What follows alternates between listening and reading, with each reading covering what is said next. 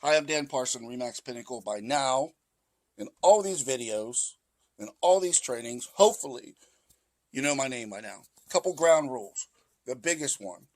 These are my opinions. So someday, if someone comes back and sue me, I have to put on this video that these are my opinions. But I promise you, in my opinion, these are very commonly shared. My opinions about real estate. All right, so let's talk about number one. All real estate agents are the same. Wow. This is probably the biggest fallacy. In fact, my own wife, when we got together, thought all real estate agents were the same. I was a police officer at the time, and then I became a realtor, but she really believed that all real estate agents are the same. So I want to be very careful when I say this. I am not trying to throw shade at new real estate agents or part-time real estate agents. Everybody's got to learn. And let's face it, some of the greatest real estate agents in the next generation are new right now. So some new agents are just good. They have to have the killer instincts. They have to understand that their job is to protect you, and they have to understand that you come first and commission comes way down the chart. Once an agent starts understanding those things and really understands how to negotiate, they become really good. So remember, agents are not all the same. Take a look at what they've done, read their reviews, do some due diligence, because at the end of the day, you are the one that gets hurt if you pick a bad agent. I'm sorry, that's just the truth. Renting is cheaper than buying a house. Well, that is actually false. Now, you can look at this two ways. In some ways, that could actually be true if you look at the very, very short-term rental. If you look at a short term, like 6 months, and you do like an executive rental, it might be cheaper than buying a house. But once you start putting time and years and the amount of equity that you gain and the value that the property accrues,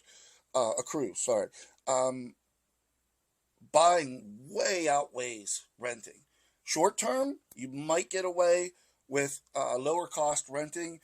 I would say anything over a year or two, you would just better off buying, especially in this market where the prices are just going up and up and up. If your home is not in good condition, no one will buy it. Absolutely false. I have seen people come in, offer people a great price. The house, some of these people were hoarders.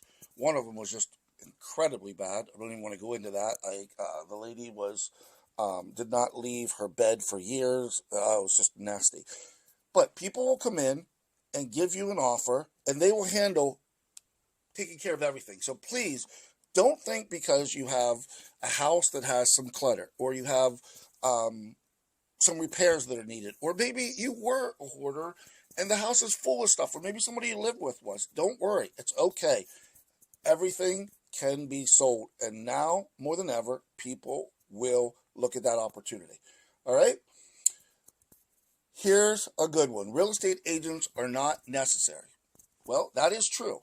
You could stumble through. I don't know why anybody would want to do that. Now, I've always told you the truth, and I will continue to tell you the truth, even when it makes me look dumb or obnoxious or whatever. There are some people that are on their like fifth and sixth house. I would say if they're buying a house outside where their jurisdiction is, I think they could benefit from a real estate agent too. But for the most part, if you're under like 5 or 6 purchases, you need to have a good real estate agent. And honestly, even if I think I'm really good, obviously, but even if I went down to Florida, I would consult and co-broke with another agent down there that knows the local jurisdiction, knows all the little nuances, because there's things that you can get jammed up on by thinking you know everything. There's an old saying about he who thinks he knows everything knows nothing, or something along the line. I'm probably messing that up. It's too early. So anyways, yes, technically, real estate agents are not necessary. There's no law that says you need one, but I really believe you should have one. Not because I am one, because I think it's the smart thing to do. All right? You don't need a lawyer to file divorce procedures, but you better have one, or else what's going to happen? You're going to lose a lot, most likely. All right. The highest price is always the better offer. Wow. No.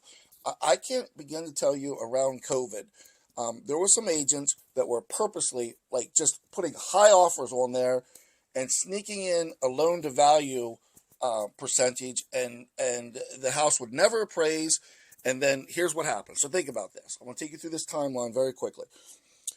You put your house up for sale. Someone offers $50,000 over. You're jumping up and down, talking about going to Walt Disney World. You take that offer. Now you're 30 days into it. All those other people that were interested are gone. You don't have that leverage anymore.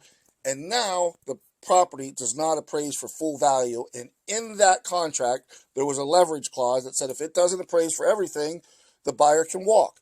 Now, it's 2 weeks before you're moving into your next house in Utah or across the state. All your stuff's moved out. What are you going to do?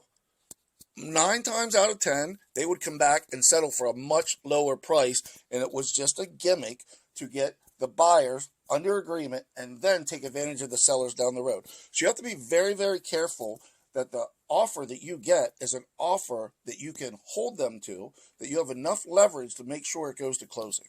I'm Dan Parson. As always, 717-808-1764. Call me. I will give you my advice totally free. It may not always be right, but it will be honest.